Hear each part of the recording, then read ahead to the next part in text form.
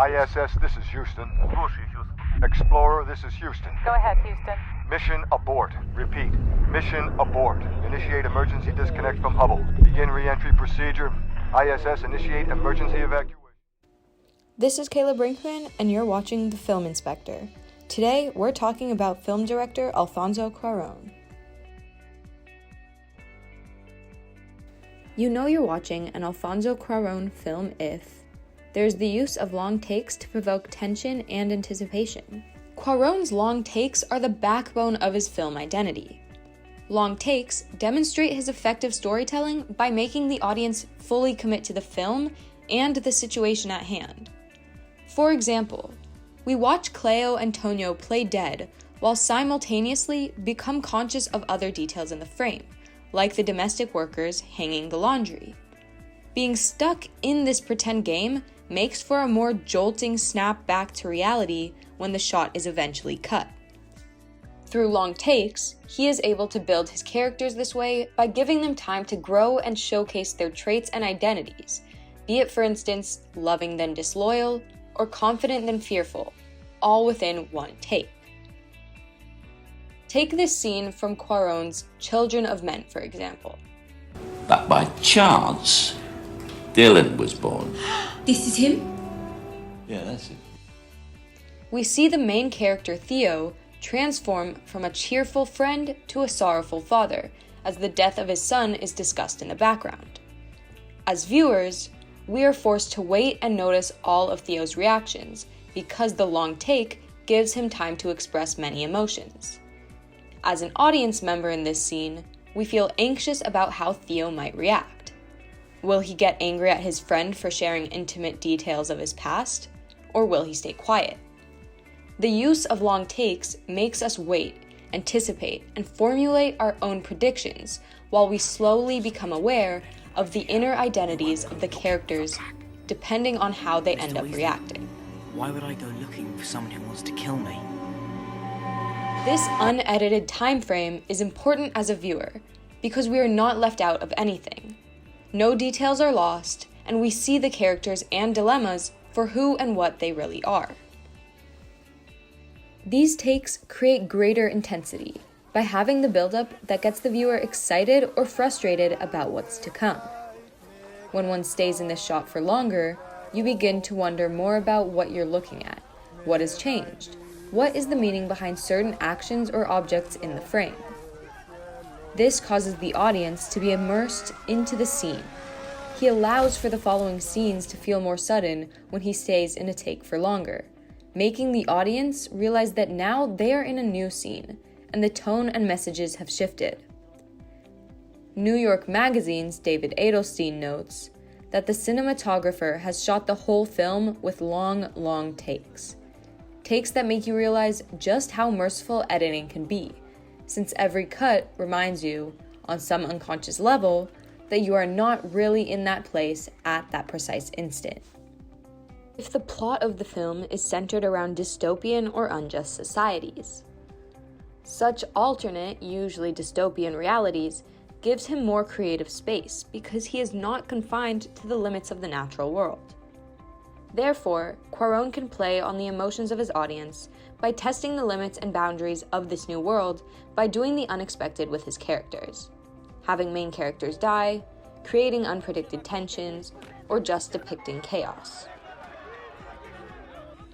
By using such imbalanced environments, he opens up new realms of film opportunities by using the distorted reality to edit in a way that incorporates a mirrored effect. For instance, Cuarón's Children of Men is set in a dystopian world where there are no children and the women are infertile. We are first introduced to the world of the film with the objective diagonal shot, immediately showing the viewer the lack of stability in the society. With this instantaneous transition into a dystopian world, Cuarón gives himself the creative ability to do the unimaginable and unexpected because nothing is certain in the realm of the film. Furthermore, we see this use of proving imbalance through editing with the blood splatter on the camera in Children of Men. In a typical film, it is likely that this splatter would not have been incorporated. But, since it is Cuarón's style to use the camera to prove the uneasiness of the film, Doing the unexpected and keeping the blood on the lens fits his trait perfectly. The blood is another jolting reminder of how close the film is to our reality, as the spots allow the film to take on a more documentary-style approach. The base of his plots never fails to incorporate the generally gloomy aspects of the world, oftentimes based off current world crises or situations.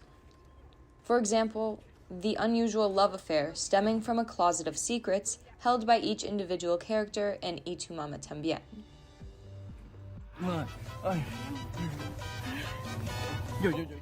The extreme classist divide in Mexico City in the 1970s, as seen in Roma.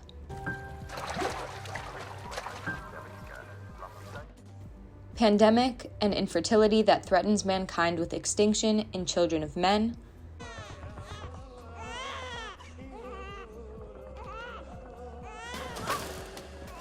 Disaster striking in space, leaving 2 astronauts stranded and hopeless in Gravity.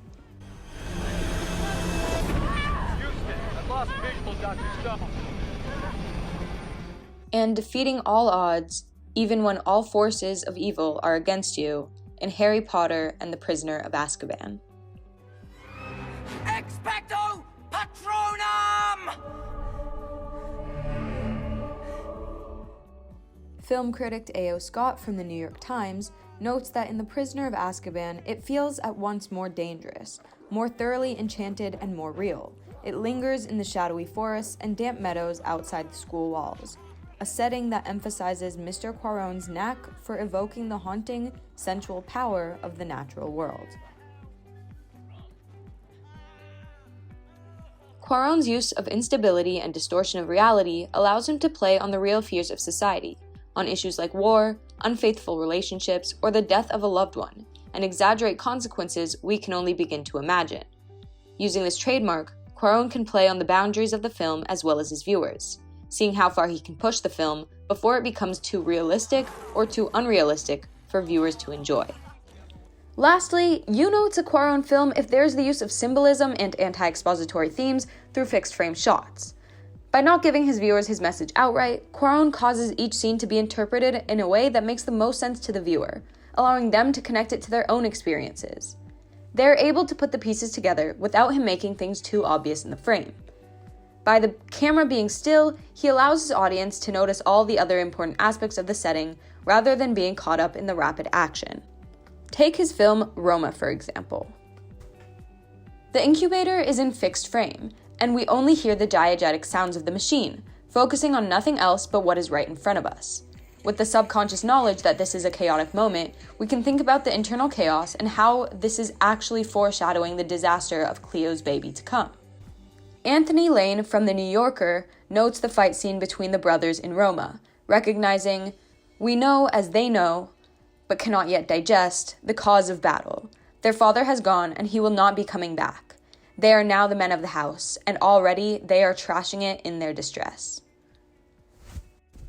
Cuarón effectively tells his story through this symbolism by allowing the story to reflect the viewer's interpretation rather than imposing his own. Shots like the opening scene in Roma and Jasper's death in Children of Men allow the viewer to detach from the background chaos and focus on the internal message. Cuarón has an eye for incorporating hidden messages through specific camera movement and detailed shots that capture the essence of his characters and their goals. Thanks for tuning in. This has been Kayla Brinkman on The Film Inspector.